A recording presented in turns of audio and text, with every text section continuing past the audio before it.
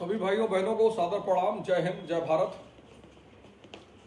32nd episode नौजवान क्रांति।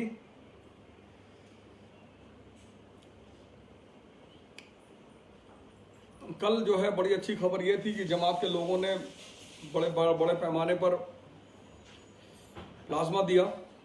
अच्छी बात है, और जो भी अच्छी चीज़ है उसे प्रमोट किया जाना चाहिए। उसमें कोई बायसनेस कभी किसी को नहीं रखना चाहिए, अच्छी किसी की भी हो। आप देखो, अगर मेरे पोस्ट आप चेक करो तो जहां जहां मुझे लगा कि आरएसएस बहुत अच्छा काम कर रही है, मैंने वहां उसको तुरंत प्रमोट किया कि नहीं, जो भी अच्छा करे उसमें बायस्ड मत रहिए कि नहीं ये अच्छा करेंगे तो हम इनकी अच्छाई की तारीफ नहीं करेंगे।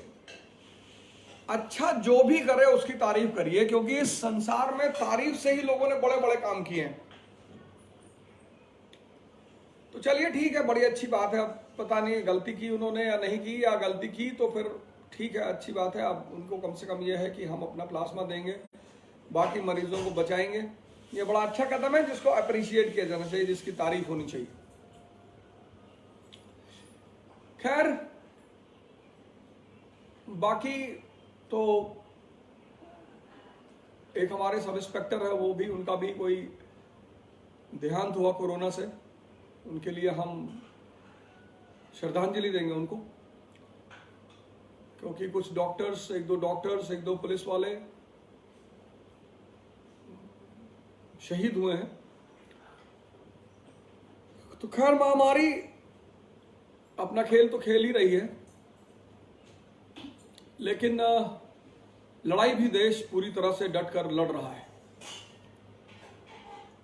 इस नौजवान क्रांति के इस भाग में जिस आदमी की कहानी मैं आपको सुनाने जा रहा हूं, वो हम में से बहुत सारे लोगों की कहानी है। हम में से बहुत सारे लोगों की कहानी है। इसलिए इस कहानी को बहुत गौर से और बहुत ध्यान दीजिएगा, इस कहानी के पहलुओं पर। कैसे अगर आम आदमी के गुण भी आपके अंदर हैं तो हो सकता है आप बहुत योग्य होने के बाद भी कुछ ना कर पाए। जैसे पीरियोडिक टेबल में एलिमेंट्स हैं, group 1 elements, group 2 elements, group 3, ऐसे इंसान भी हैं और उनकी ग्रुप के हिसाब से प्रॉपर्टीज हैं। तो राजा की अपनी प्रॉपर्टी होगी, और जब राजा आम आदमियों के जैसा बिहेव करने लगेगा तब खतरे में पड़ेगा, परेशान होगा। चुनौतियां तो राजा के पास हमेशा रहेगी। राजा मतलब जिसका 24 घंटा चुनौतियों में है, और चपरासी मतलब जिसके जीवन में कोई चुनौती नहीं।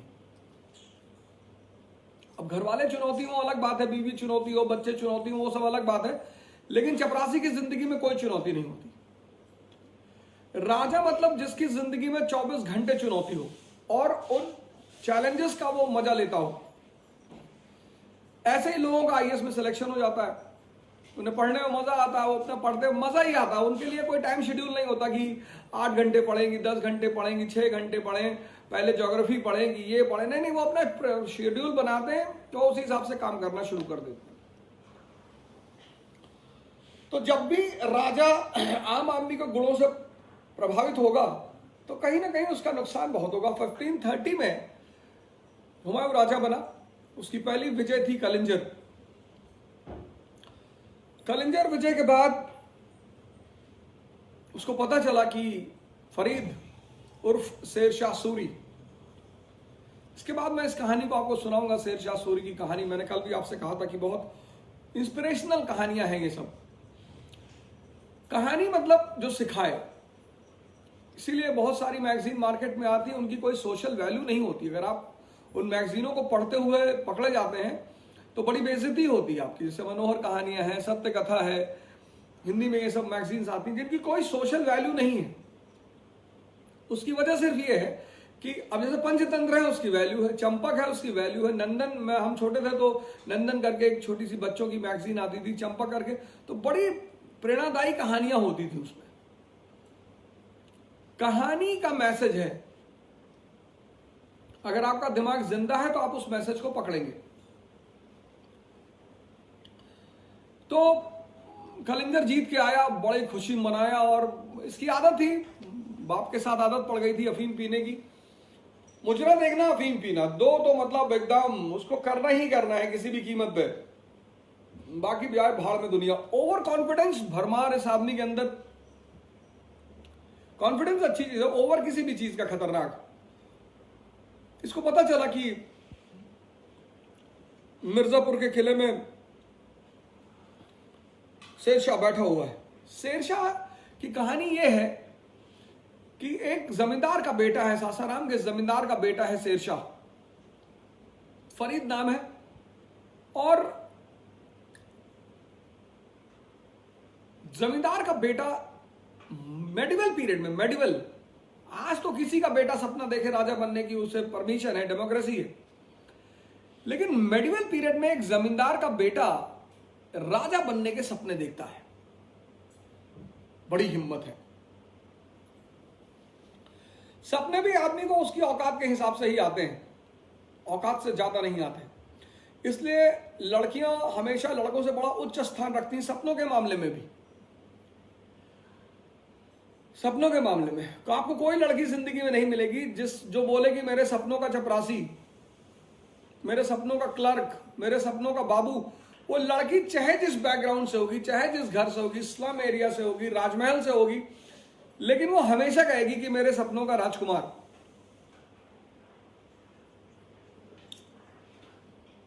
लड़कों के सपनों में तो नौकरानियां भी आती, इसलिए इनका कोई बहुत ज्यादा स्टेटस नहीं होता है।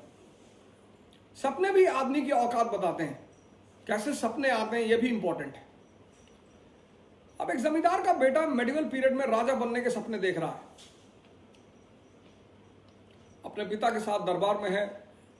अपने पिता से कहता है कि एक दिन मैं इस सिंहासन पर बैठूंगा। सौतेली मां ने बहुत परेशान किया, भागना पड़ा। जौनपुर में पढ़ाई की, पढ़ाई में बहुत अव्वल, पढ़ाई से बड़ा हथियार कोई है ही नहीं दुनिया में, पढ़ाई से बड़ा वेपन कोई है ही नहीं। इज्जत, पैसा, शोहरत, मतलब जो चीज आप कल्पना नहीं कर सकते वो सब कुछ आपको पढ़ाई दे सकती है, बशर्ते जबरदस्ती ना हो, आनंद आता हो। अध्ययन जो है ना, पहले तो मन को प्यूरिफाई कर देता है, मन को शांत कर देता है, क्योंकि अगर मन शांत नहीं है तो आपको चीजें समझ में ही नहीं आएंगी।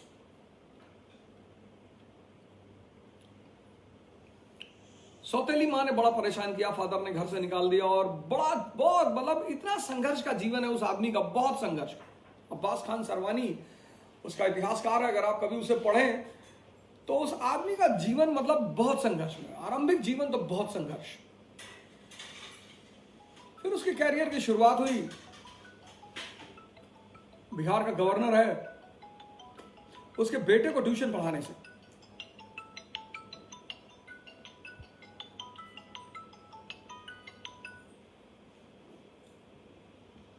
मोहम्मद शाह के बेटे को ट्यूशन पढ़ा रहा है वो, बिहार का गवर्नर हुमायूं शेरशाह।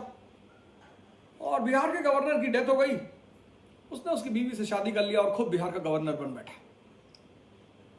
इस कहानी को मैं आगे बढ़ाऊंगा, अभी तो हम हुमायूं पे चर्चा कर रहे हैं। तो हुमायूं को पता चला कि साहब ये शेरशाह जो है ये अपनी ताकत बढ़ा रहा है पूर्वी भारत में। अब कैसे बढ़ा रहा है? एक तरफ तो इसने बिहार का गवर्नर बन गया, और बिहार के गवर्नर की बीवी से शादी करके, बिहार के गवर्नर की वाइफ की बहन जो है, इसकी साली, उसका हस्बैंड मिर्जापुर का गवर्नर था। ये अपनी लाड मलिका, ये उसे छोड़ने आ रहा था मिर्जापुर। रास्ते में वो शेर वाली घटना घट गई, शेर और मार डाला इसने। उस लेडी ने जब देखा शेर मारते हो, उसने कहा यार वाह, बहुत अच्छा, शेर और मारते हो क्या? लाड मलिका मिर्जापुर पहुंची, कुछ दिन बाद पता चला उसका भी आदमी मर गया। इसने उससे भी शादी कर ली और ये मिर्जापुर का गवर्नर बन गया। तो 2 शादियों से गवर्नरशिप मिली।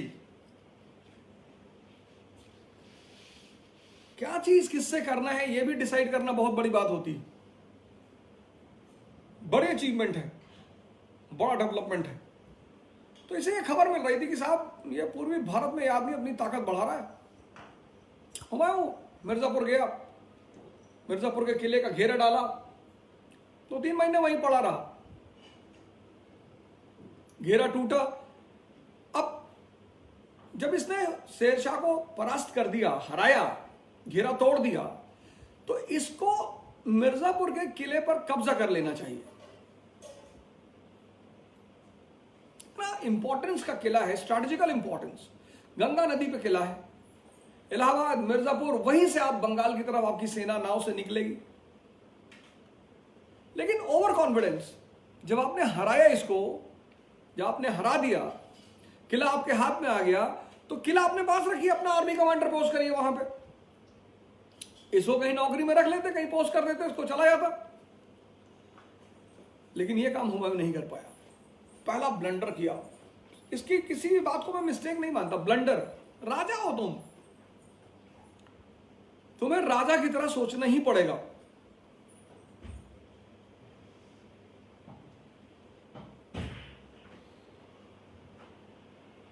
राजा की तरह बिहेव ही करना पड़ेगा। पहला ब्लंडर इसने वो किया, मिर्जापुर का किला छोड़ दिया। वहां से लौट कर आया, फिर दिल्ली में अफीम मुजरे में मस्त। पता चला बहादुर शाह गुजरात का शासक राजस्थान में घुस चुका है, मारवाड़ और चित्तौड़ से आगे बढ़ रहा है। ये वापस राजपूताना की तरफ भागा। राजपूताना की तरफ भागा तो मेवाड़ की रानी थी कर्णावती, उन्होंने इसे एक मैसेज भेजा, राखी भेजी, कहा जाता है राखी भेजी, कि अगर आप हमारी मदद करें बहादुर शाह के खिलाफ, क्योंकि बहादुर शाह ने उसका घेरा डाल रखा था और बहुत अच्छा मौका था इसके पास, बहुत अच्छा मौका था राजपूतों से अलायंस करने का, क्योंकि मुगल तो विदेशी थे। यही काम बाद में अकबर ने किया राजपूत पॉलिसी में। इतना प्यारा मौका था इसके पास राजपूत अलायंस का, लेकिन ये पड़ गया उलेमा के चक्कर में, और उलेमा के चक्कर में जो पड़ा वो उल्लू बना। ध्यान कराओ यार, कन्वर्जन कराओ आदमी को।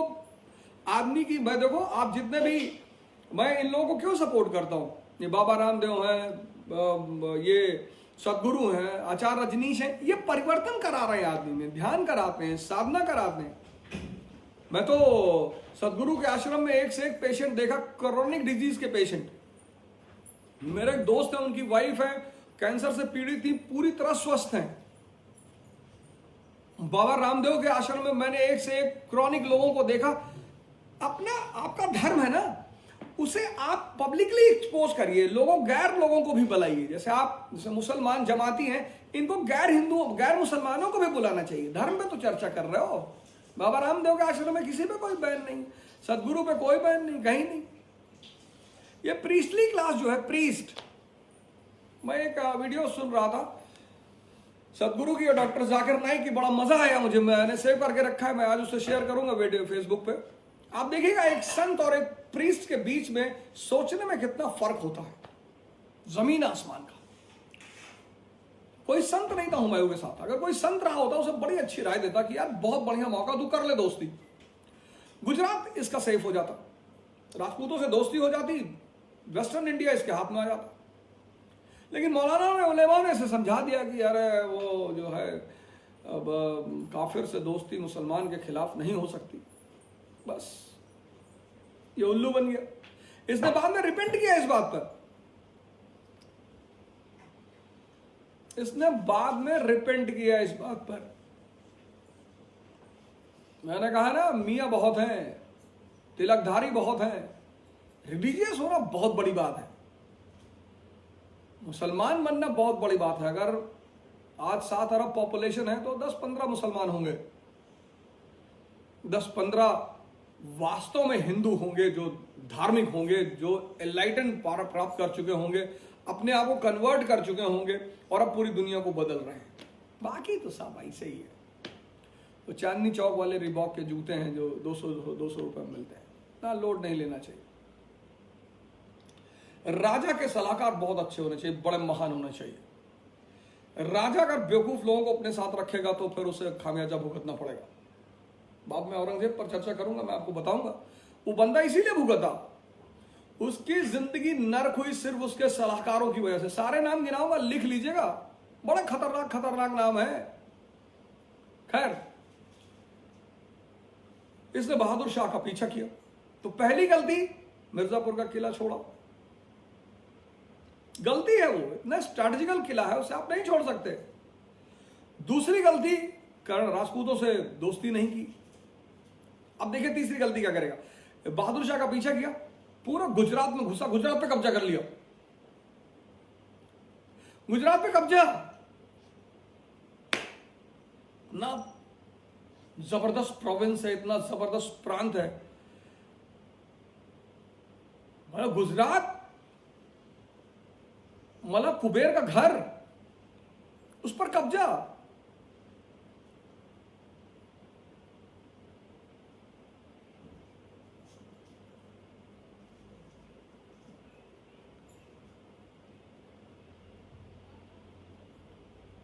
इतना महत्वपूर्ण प्रांत, इतना इंपॉर्टेंट प्रांत, और इस आदमी ने गुजरात को अपने एक निकम्मे भाई अस्कारी को देकर ये वापस दिल्ली की तरफ लौट पड़ा।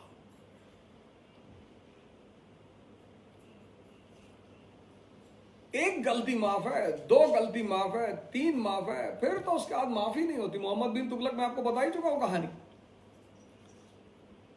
ये अभी दिल्ली भी नहीं पहुंचा, गुजरात से निकला था, दिल्ली भी नहीं पहुंचा, मालवा में था ये। अस्कारी पीछे से भागता हुआ चला आया कि भैया रिवोल्ट हो गया है और गुजरात मेरे हाथ से निकल गया। अरे इसने कहा जाने दो, इसको तुरंत लौटना चाहिए। ये यही घटना अकबर के साथ भी घटी। अकबर गुजरात जीत कर दिल्ली आगरा पहुंचा, पता चला आगरा उसके हाथ से निकल गया। तुरंत विद इन सेकेंड उस आदमी ने रिट्रीट किया। उसी की याद में तो बुलंद दरवाजा बनवाया। ये अस्कारी को लिया वापस दिल्ली।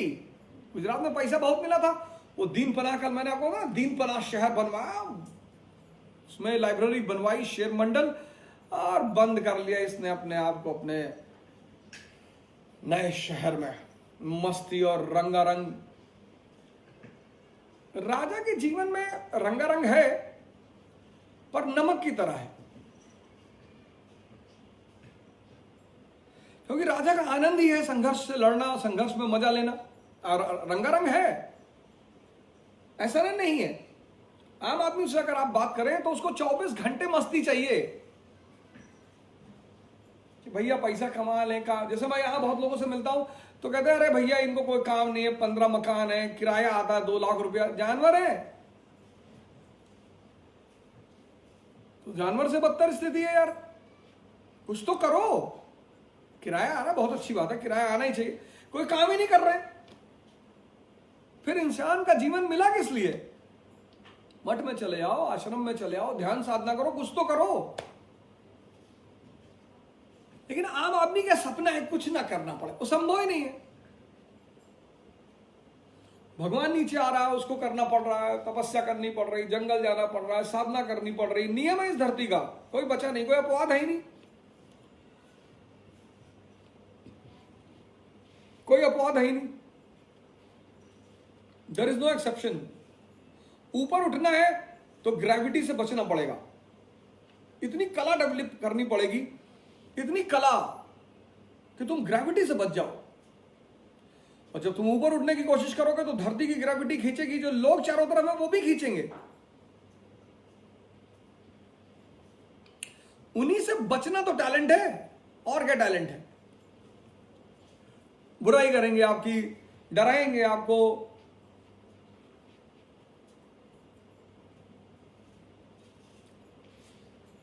मैं तो देखा 98% लोग तो इसी में टेंशन में रहते हैं, कोई उनकी बुराई ना करे। आप भीख मांगने लगी, आपकी कोई बुराई नहीं करेगा।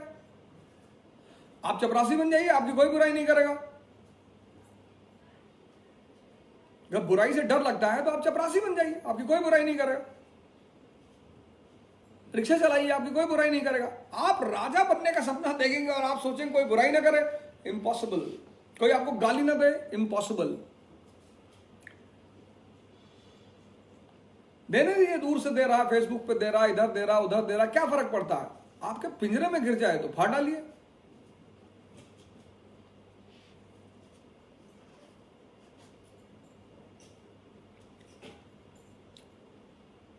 कंसोलिडेशन पर इसका ध्यान नहीं है, achievement but no consolidation. Hindu पढ़ा, दिन भर अंडरलाइन किया और रात में पेपर उठा के फेंक दिया, कोई कंसोलिडेशन नहीं।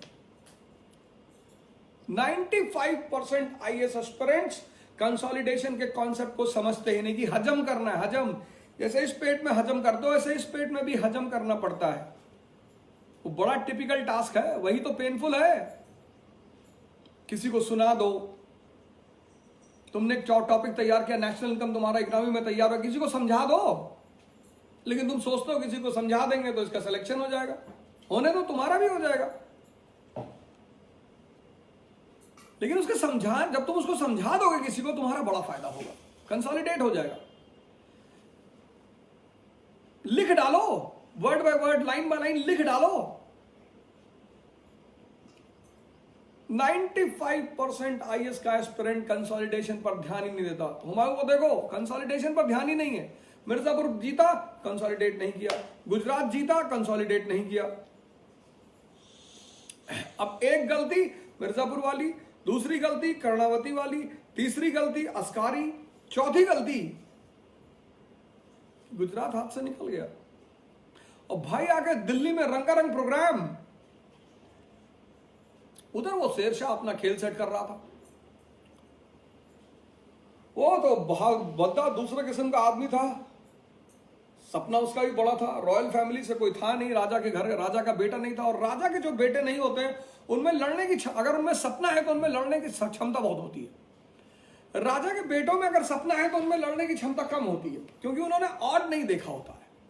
रामचंद्र जी को देखिए, 14 साल जंगल में रहे, भगवान बन गए, और फिर अपने बेटों को भी जंगल में रखा।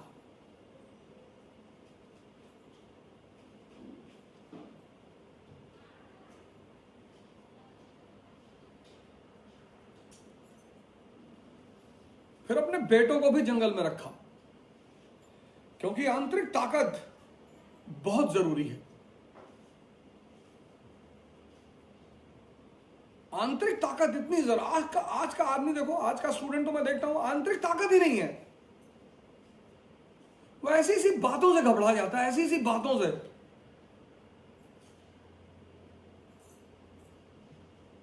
मेरा आईएएस में नहीं होगा तो क्या होगा? अबे तो जिंदगी थोड़ी खत्म हो जाएगी, कुछ और अच्छा करना। इलेक्शन लड़ जाओ, एंटरप्रेन्योर हो जाओ, बिजनेस करो।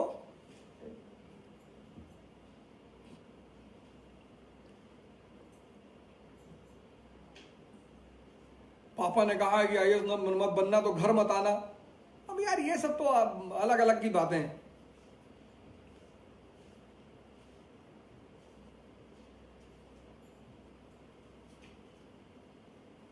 गरीबों का मुल्क है इंडिया, गरीब ज्यादा है, इम्यूनिटी बहुत हाई है।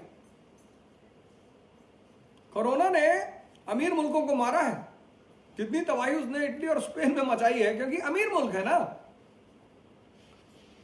जितना हम प्रदूषण पी जाते हैं, वो तो जानते नहीं पोल्यूशन। अमेरिका को पता ही नहीं पोल्यूशन क्या होता है, इटली को पता नहीं, स्पेन को पता नहीं, सब कुछ प्योर खाते हैं, इम्यूनिटी है ही नहीं। यहां वो बच्चा सड़क पे नंगे टहलता है, दिल्ली की सड़कों पे, मौका मिला तो हाथ फैला के भीख मांग ले, नहीं तो टहल रहा है, उसकी इम्यूनिटी लेवल बहुत हाई है। म्युनिसिपैलिटी का पानी पी रहा है, वो कोरोना का मार डाले, वो बच्चा कोरोना को मार डाले। वो लिटरली अगर देख ले कि ये कोरोना है तो कूद के मार दे, वो कोरोना उसे क्या मारेगा?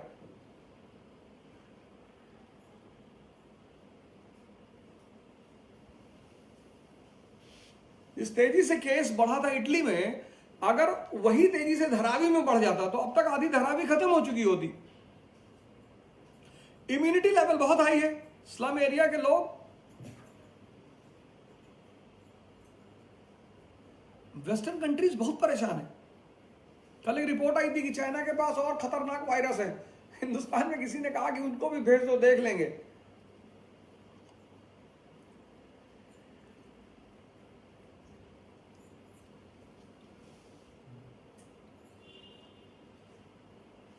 शेरशाह अपनी ताकत बढ़ा रहा था पूर्वी भारत में। उसने हुमायूं की इस नेचर का फायदा उठाया कि बहुत ही गैर जिम्मेदार आदमी है, रिस्पॉन्सिबल आदमी है, ओवर कॉन्फिडेंट है, कंसोलिडेशन का कॉन्सेप्ट ये जानता ही नहीं। और 1538 में उसने सूरजगढ़ की बैटल, बड़ी इंपॉर्टेंट बैटल है शेरशाह के जीवन में, 1538 सूरजगढ़, बैटल ऑफ सूरजगढ़, और उसने बंगाल पे कब्जा कर लिया। और बंगाल का, इसको खबर मिल रही थी शेरशाह के बारे में,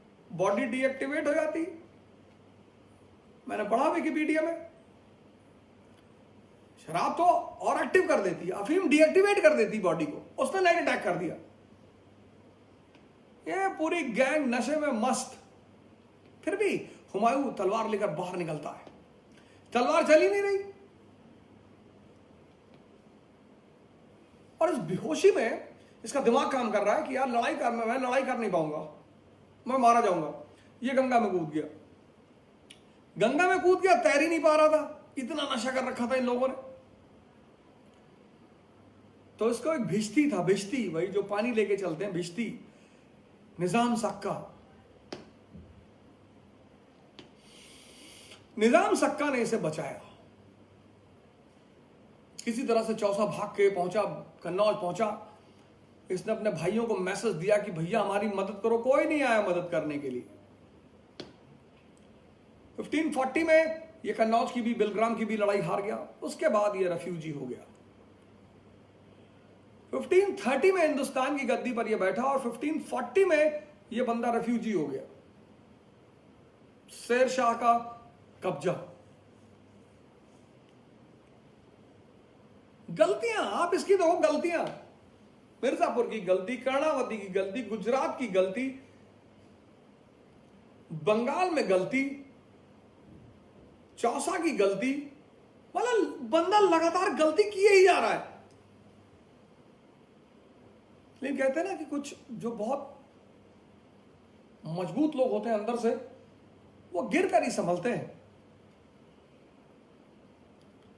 बच्चा अगर ना गिरे, वो खड़ा है और दौड़ना शुरू कर दे, बच्चा पैदा हुआ और खड़ा हो जाए, दौड़ना शुरू कर दे, उसके माँ बाप भाग जाए। गिरना भी जरूरी है, और गिरना जिंदगी में इतना जरूरी है, बहुत जरूरी है। उससे आपको इंसान कौन का पता चलता है। भगवान न करे आप सभी गिरें। कभी कभी प्लान करके गिर जाना चाहिए, दिखाने के लिए। साजिश कर लीजिए, एक दिन कोचिंग जाइए, यूनिवर्सिटी जाइए, कॉलेज जाइए, कपड़ा वपड़ा फाड़ के कि मेरे पिताजी ने भगा दिया, कह रहे पैसा नहीं देंगे, अब मैं कैसे रहूंगा, क्या करूंगा।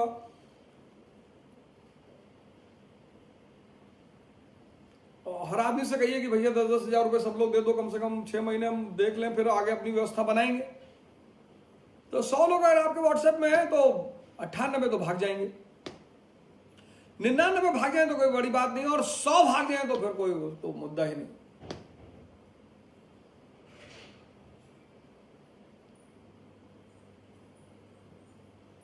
और 100 भाग जाए तो कोई बात नहीं। मैं तो देखा हूं, मैं तो फेस किया हूं। बड़े बड़े लोग साथ में थे, लेकिन हमारा एक मित्र है पंकज पांडे जी, भगवान उनको राजा बनाए। उन्होंने बड़ा, एक मेरे पिताजी और एक पांडे जी क्लासमेट है मेरे, मैं हर क्लास में कहीं ना कहीं उनका नाम ले ही लेता हूं। और उन्होंने आउट ऑफ टर्म बड़ी मदद की। मतलब मैं तो उनके बॉक्स से 50-50 हजार, लाख रुपए निकाल लेता था, पर उस बंदे ने कभी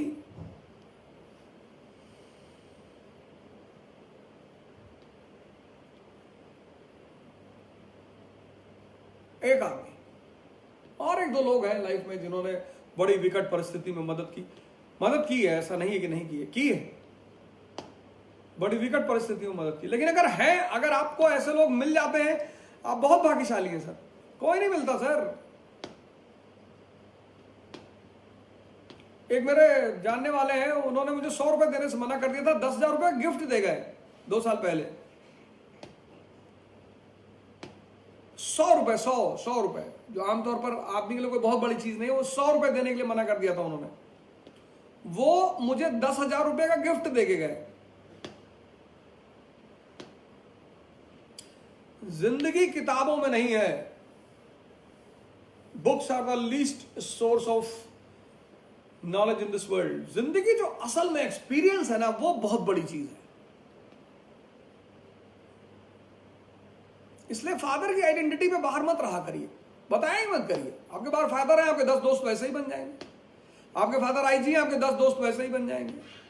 आपके फादर डीएम है, आपके 50 दोस्त वैसे ही बन जाएंगे। तब आप दुनिया को नहीं समझ पाएंगे।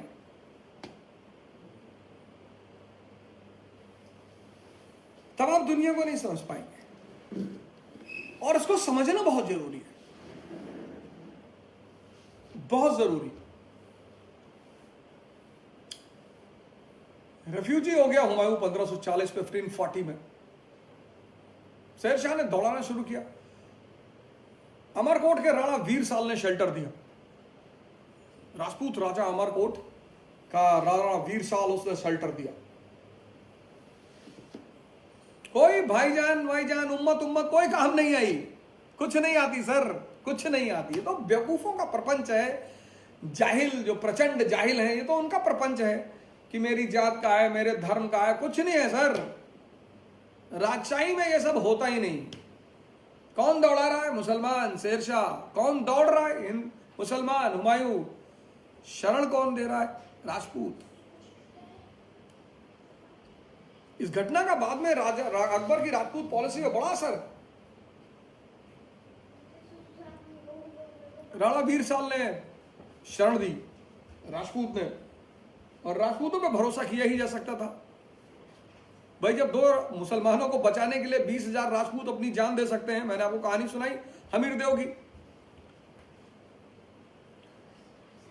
वहां एक और घटना घट गई। वहां इसकी नजर पड़ गई हामिदा बानो बेगम पर। हामिदा बानो बेगम इसके भाई हिंदाल के गुरु की बेटी थी। हिंदाल के गुरु का नाम था अकबर जामी, बहुत बड़े सूफी थे। हामिदा बानो बेगम उनकी बेटी थी, इसकी नजर पड़ गई। खूबसूरत सी महिला थी। इसने अपने लोगों से कहा कि यार कौन है यार? बोले साहब वो आपके भाई हैं, उनके गुरु की बेटी है। बोले यार मेरे शादी का प्रस्ताव ले जाओ। अरे लोगों ने कहा सर कैसी बातें कर रहे हैं आप, भगोड़े हो चुके हैं, रेफ्यूजी, सब कुछ खत्म हो जाएगा। उसने कहा जिंदगी और करियर को उलझाओ मत, शादी का रिश्ता लेके जाओ। लड़की थोड़ा सा उम्र में ज्यादा छोटी थी। लड़की ने मना कर दिया। इसने कहा पूरा खानदान को खत्म कर दो। लड़की ने कहा मजाक कर रहे थे। बोले हम भी मजाक कर रहे थे, हम कौन सा सीरियस थे।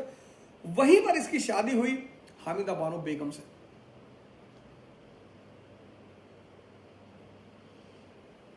जिस आदमी के अंदर इतनी डेयरनेस है, इतना रोमांटिसिज्म है कि भगोड़ा हो गया है।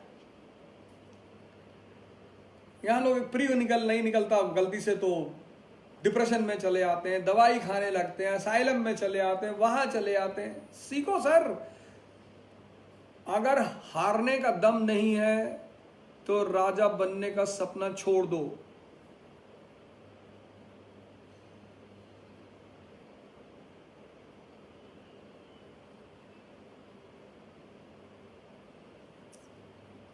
अगर हार बर्दाश्त करने का दम नहीं है, निग्लेक्शन बर्दाश्त करने का दम नहीं है, गाली बर्दाश्त करने का दम नहीं है, तो राजा बनने का सपना छोड़ दो, कभी नहीं बन पाओगे। क्योंकि जिंदगी है, एक आध ठोकर कहीं ना कहीं लग जाएगी, 2 लग जाएगी, 3 भी लग सकती, 4 भी लग सकती, कोई बात नहीं। 98% लोग तो इसलिए परेशान है कि कोई उन्हें लोग कहेंगे क्या। कोई कुछ नहीं कहता सर। मुझसे 10 साल कोई मिलने नहीं आया, 2-4 लोगों को, 5 लोगों को छोड़कर। अब तो सारे रिश्तेदार आते हैं सर, नाराज भी होते हैं मेरे ऊपर। और अब तो अपने बेटे को मेरा ही बेटा कहते हैं कि यार तुम्हारा ही बेटा है। अब शादी में नहीं आओगे तो बात नहीं करेंगे, मर जाओगे, बात करो चाहे ना करो।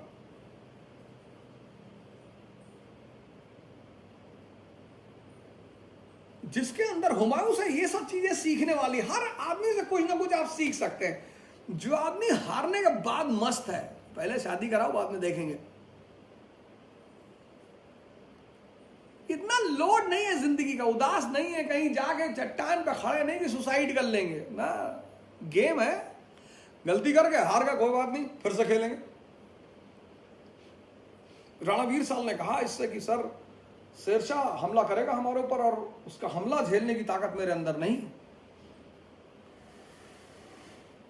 राणा राजपूतों की यह बात रही है,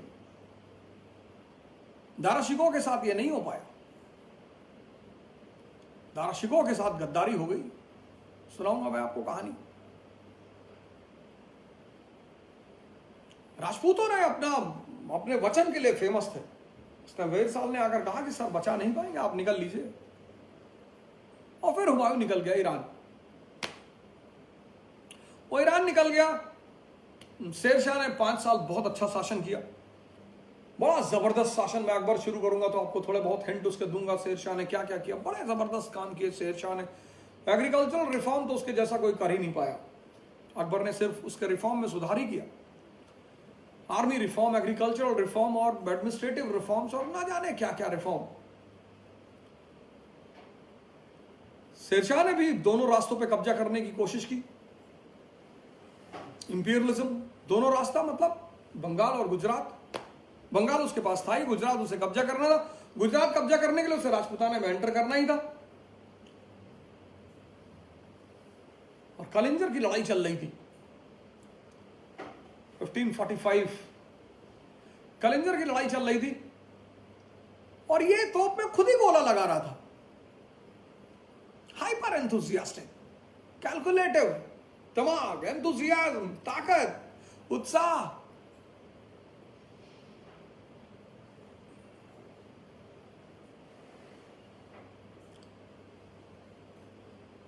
तुमको लोग इसलिए नहीं मानते कि तुम हो, तुमको लोग इसलिए मानते हैं कि तुम क्या हो। ये बहुत इंपॉर्टेंट है। ये भ्रम 95% लोगों को रहता है कि लोग मुझे मानते हैं, कोई नहीं मानता। तुमको लोग इसलिए नहीं मानते कि तुम हो, तुमको लोग इसलिए मानते हैं कि तुम क्या हो।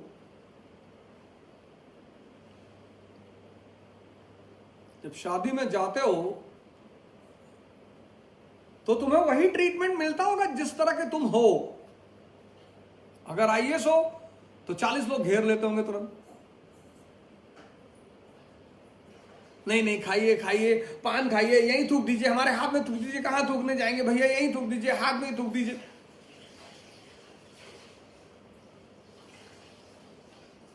इसलिए राजा बहुत निष्ठुर होता है। उसको पता है कि ये सब बदतमीज लोग सिर्फ मेरे पद से मोहब्बत कर रहे हैं। इसलिए राजा में किसी के लिए प्रेम नहीं होता। वो बहुत सही भी है, बहुत अच्छा भी है। जितना आम आदमी भावुक होता है उतना राजा आम आदमी तो बड़ा भावुक हो जाए। अगर आप उससे कहते मेरे हाथ में थूक दो, वो तो आपके दरवाजे पे जिंदगी भर बैठा रहे। लेकिन राजा समझता है, इसलिए राजा बहुत लोड नहीं। इसलिए जब आप किसी राजा के पीछे भागते हैं ना तो आप अपना टाइम वेस्ट करते हैं। आप उस टाइम को अपनी एम्पावरमेंट में, किसी के पीछे मत भागिए। जिंदगी में किसी के पीछे मत भागिए। आप अपने हर सेकंड को यूज करिए अपनी एम्पावरमेंट में। किताबें पढ़िए, ध्यान करिए, योगा करिए, साधना करिए, किसी के पीछे मत भागिए। और जैसे जैसे ताकतवर आप होते जाएंगे लोग आपके चारों तरफ इकट्ठा होते जाएंगे। बाबा रामदेव को देखिए, किसी राजा परिवार से है नहीं, किसी सामंत के बेटे हैं नहीं, किसी ब्यूरोक्रेट के बेटे नहीं। उस आदमी ने अपनी पूरी ताकत अपने ऊपर लगाई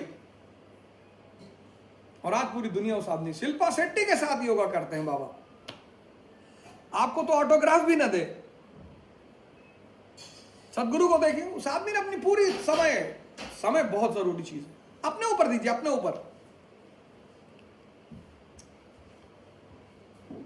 ऊपर दीजिए।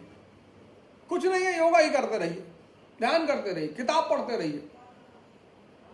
24 घंटा कुछ ना कुछ क्रिएटिव होता रहना चाहिए कि आपके उस कर्म से आपको एंटरटेनमेंट भी हो और आपकी ताकत भी बढ़े।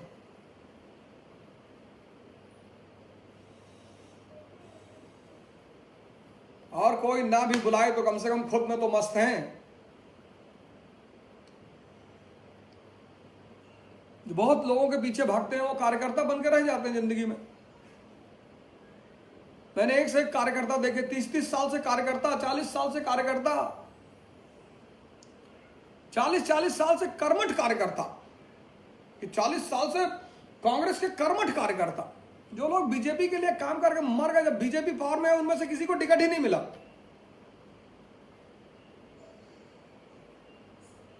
दिल्ली में केस देखिए आप, किरण बेदी जी को मुख्यमंत्री का उम्मीदवार घोषित कर दिया गया था, उसका फायदा मिला अरविंद केजरीवाल को।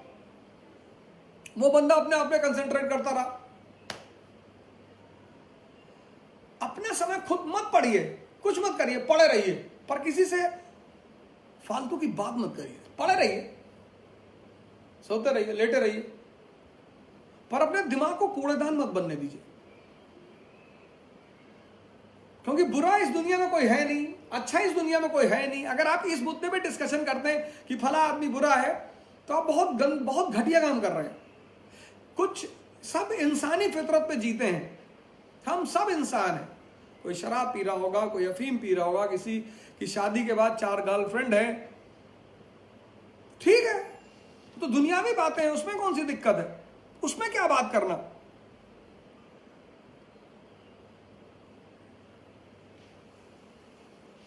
सत्संग हो रहा हो, धर्म की चर्चा हो रही हो, ध्यान की बातें हो रही, वो बातें हैं। सबसे ज्यादा नुकसान आदमी बातों से करता है अपना।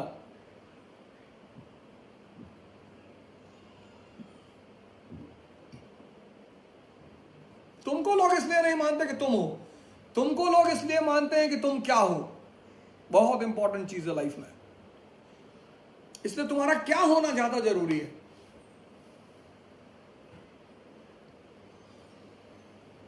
बहुत शेरशाह एक गोला लगा रहा था तोप में और गोला फट गया उसके हाथ में, घायल हो गया और बहुत बुरी तरह घायल हो गया। राजवैद्य बुलाए गए और तमाम ये, उसने कहा साहब खत्म करो, बस मुझे ये बताते रहो युद्ध में क्या चल रहा है, उसकी खबर देते रहो। जज्बा, अरे उसने कहा जिंदगी तो बच जाएगी, उसमें कोई दिक्कत की बात नहीं, नहीं भी बची तो कोई बात नहीं, बस लेकिन मुझे ये बताते रहो कि युद्ध में क्या चल रहा है। और जैसे उसे खबर मिली कि हमने कलिंजर का किला जीत लिया, उसने अल्लाह को शुक्रिया किया और मर गया। पर मैंने कहा ऐसे लोग मरते नहीं।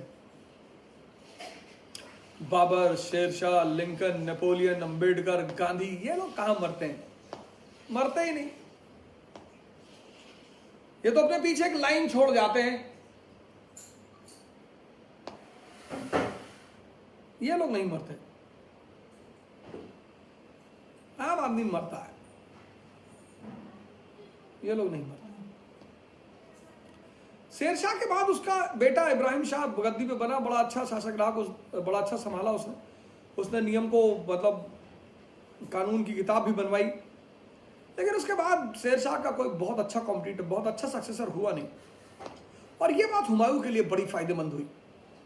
उसे पता चला कि शेरशाह के उत्तराधिकारी संभाल नहीं पाए, लेकिन जब वो बंदा रेफ्यूजी बना, ईरान पहुंचा, तो फिर उसने अपने आप को बहुत सुधारा। पहले तो अपने तीनों भाइयों को उड़ाया उसने, बहुत अच्छा काम किया, पहले ही करना चाहिए था।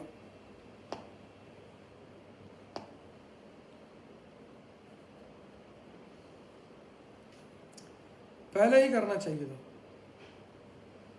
अगर जो वीडिंग होती है ना जिंदगी में, खेतों में वीडिंग होती, वीडिंग बड़ी प्यारी चीज है। वीडिंग, अगर आपके यहाँ गार्डनिंग होती होगी तो गार्डनिंग का सबसे इंपॉर्टेंट काम होता है वीडिंग।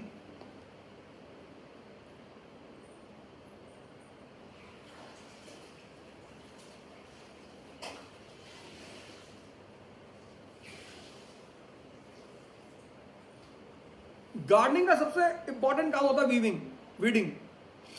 वो अगल बगल जो पौधे निकल आते हैं, वो पौधे इतने डेंजरस होते हैं कि अगर आप उन पौधों को ना निकालें तो वो आपका सारा गुड न्यूट्रिएंट खा जाएंगे। इसलिए बहुत लोगों को जिनको गार्डनिंग का शौक नहीं होता, बिना हॉबी के जो गार्डनिंग करते हैं, वो पौधे लाते तो हैं, दूसरों को देख के लगा तो लेते हैं, पर वो सारे पौधे सूख जाते हैं क्योंकि उनको वीडिंग का कॉन्सेप्ट नहीं पता होता। ऐसे लाइफ में सबसे इंपॉर्टेंट चीज है वीडिंग। अगर आप हरे भरे रहना चाहते हैं, वीड को हटा दीजिए। ये जो खरपतवार अगर आपकी जिंदगी में अगल बगल है, इनको हटा दीजिए। अगर आपका फोन दोस्त शाम को फोन करता, पूरा हिंदू फोन पे डिस्कस करता, बहुत बढ़िया दोस्त है आपका वो, बहुत बात तो हो ही रही है ना, डिस्कशन तो हो ही रहा है, गेम तो चल ही रहा है, फायदा तो हो ही रहा है। किसी के बारे में जानकर क्या करोगे? इस हम्माम में तो सब नंगे हैं यार। जो भी सेंसस पे जी रहा है, जो भी, तो लोगों ने चेहरे लगा रखे ना। मैंने अपना चेहरा उतार दिया, इसलिए मैंने काफिर लिख दिया। यहां हर आदमी के पास चेहरे हैं।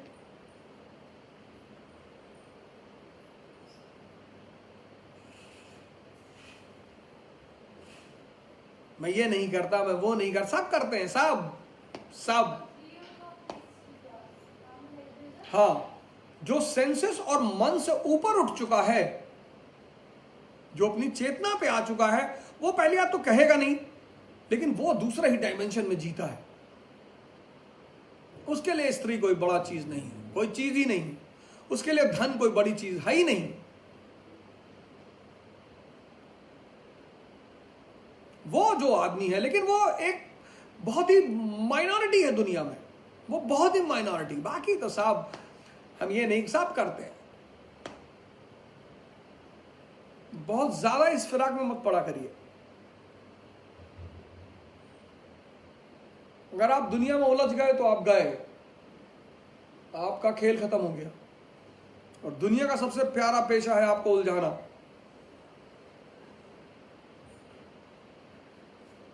कुछ लोगों की जिंदगी सफाई देने में चली जाती है।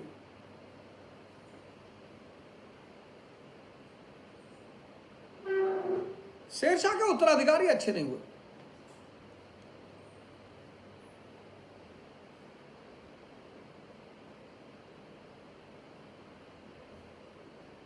और आप जैसे कमजोर होंगे, आज अगर भारत कमजोर पड़ जाए, हालांकि पड़ेगा नहीं। आज गोंडा से, मेरे डिस्ट्रिक्ट से किसी मेरे भाई ने मैसेज किया, सरफराज अगर ऑनलाइन हो तो मैसेज करना, सरफराज और आसिफ कुछ नाम है तुम्हारा, मैं नाम देख नहीं पाया, मैंने बस तुम्हारा मैसेज पढ़ा कि मैं गोंडा से हूँ। और भाई ने जो है बड़ा पैसा, कम उम्र के हैं भाई, मेरे ख्याल से 21-22 साल इनकी उम्र होगी। और अंबेडकर नगर में इन्होंने मुझे मैसेज किया है कि वहाँ पे बड़े मजदूर हैं जिनके पास पैसा। मैं अंबेडकर नगर में फ़ोन किया हूँ, मैंने 1-2 लोग हैं जिनको मैंने फ़ोन किया है कि वो देखेंगे वहाँ पर। लेकिन इन्होंने फिर भी लिखा है कि मैंने पैसा इकट्ठा किया और मैंने लोगों को खाना पहुँचाया। बहुत बड़ी बात है यार, बहुत बड़ी बात है, बहुत बड़ी। मतलब मैं तो अगर सारे फ़ोटो अपलोड कर दूँ तो मेरा 1 हफ्ता चला जाए फ़ोटो अपलोड करने में, जितनी फ़ोटो मुझे आई हैं। और जितने लोग काम कर रहे हैं वो तो, मतलब आज अगर देश का युवा कमजोर पड़ जाए, टिकटॉक बनाओ, शिवाजी पे बनाओ, भगत सिंह पे बनाओ, राणा सांगा पे बनाओ, राणा प्रताप पे बनाओ टिकटॉक, भेजो गांव गांव लोगों को, उठो जवानों देश की वसुंधरा पुकारती, देश है पुकारता पुकारती मां भारती, ये सब बनाओ। भगत सिंह की कहानी सुना दो, कुछ शिवाजी की सुना दो, कुछ अकबर की सुना दो, कुछ अशोक की सुना दो, नेपोलियन की सुना दो, आग लगा दो लोगों में, एकदम जीत जाएगा देश। सिर्फ पैसे और वेपन पे अगर लड़ाई जीती जाती तो वियतनाम अमेरिका से कभी नहीं जीतता। अमेरिका खुद कभी इंग्लैंड से कभी नहीं जीतता। 1776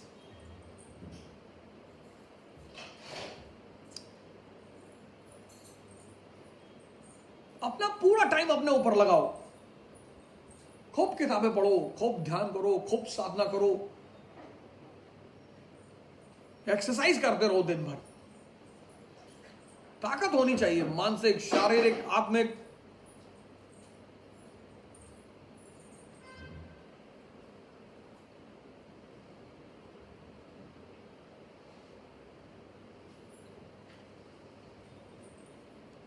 शेरशाह का कोई उत्तराधिकारी अच्छा नहीं रहा।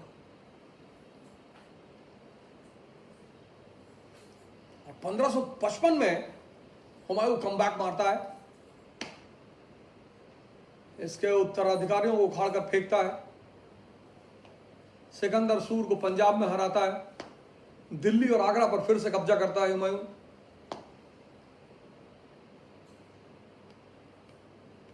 लेकिन यह उसकी महानता है। मतलब आसमान पे था बंदा, जमीन पे गिरा और फिर से आसमान पे पहुंच गया, ये अचीवमेंट है। वरना आसमान पे बैठे हुए लोग जब जमीन पर गिरते हैं तो फिर उनके उठने की संभावनाएं खत्म हो जाती हैं, ताकत ही नहीं बचती उसके बाद। तो जिंदगी भर एसी में चला और गाड़ियों में चला, वो जब जनरल क्लास के ट्रेन में बैठता है तो मर ही जाता, उसके बाद उसके उठने की संभावना नहीं रहती। आसमान से, जमीन से आसमान पे जाना ठीक है, लेकिन जो आसमान पे बैठे हुए हैं वो अगर जमीन पे गिर जाए तो उनके लिए उठना बहुत बड़ा बात है, बहुत बड़ी। लेकिन ये हुमायूं की अचीवमेंट है। उसने खोया, उसने गलती की, ठीक है, लेकिन फिर उसने रिकम बैक मारा। 1555 मछियावाड़ा का युद्ध, उसने दिल्ली और आगरा को फिर से छीन लिया। लेकिन शायद जिंदगी में अपनी उस उपलब्धि को जीना उसकी किस्मत में नहीं था। उसने अपना काम कर दिया, उसने अपनी बाप की अचीवमेंट बचा ली। नहीं तो मुगल हमेशा के लिए खत्म हो जाते, अकबर आता ही नहीं। और अपनी लाइब्रेरी शेरमंडल में बैठ के किताब पढ़ रहा था, सीढ़ियों पे। अजान सुनाई पड़ी, अजान, और भगा। और जैसे ही भगा सीढ़ियों से, लड़खड़ा गया और लड़खड़ाते नीचे आ। लेनपूल है, हिस्टोरियन है, उसने बड़ी अच्छी बात लिखी, Humayun stumbled throughout his life and finally stumbled and died. Humayun जिंदगी भर लड़खड़ाता रहा और लड़खड़ाते लड़खड़ाते मर गया।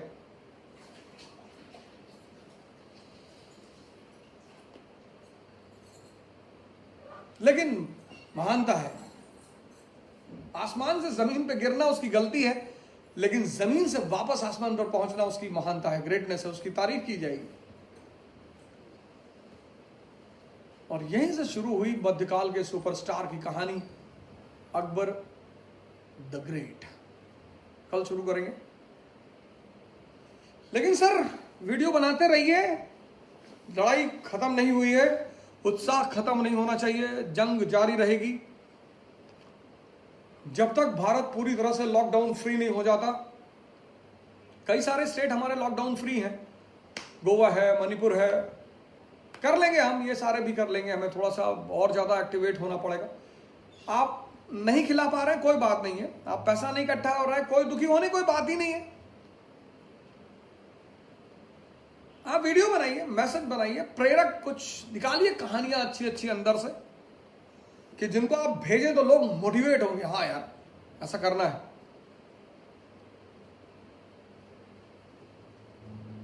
संकट के समय उत्साह से बड़ी कोई दवा नहीं। ड्यूरिंग क्राइसिस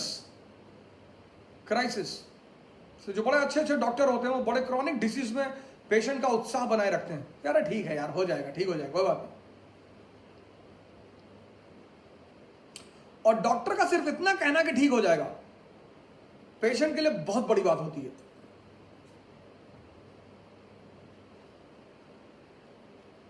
उत्साह बनाइए, मोटिवेट करिए देश के लोगों को। हमारे भाई हैं, वर्किंग क्लास के मजदूर हैं, बहुत सारे डरते हैं, घबराते हैं, नहीं जानते बेचारे, कोई बात नहीं, मोटिवेट करिए, उत्साहित करिए। आप मत पढ़िए फेसबुक से में जो थोड़ा बहुत उल्टे सीधे कमेंट आते हैं, उनसे बचिए आप, अभी मत उलझिए। बहुत सारे लोग इंटेंशनली आपको उलझाने के फिराक में बैठे हुए फेसबुक पे भी।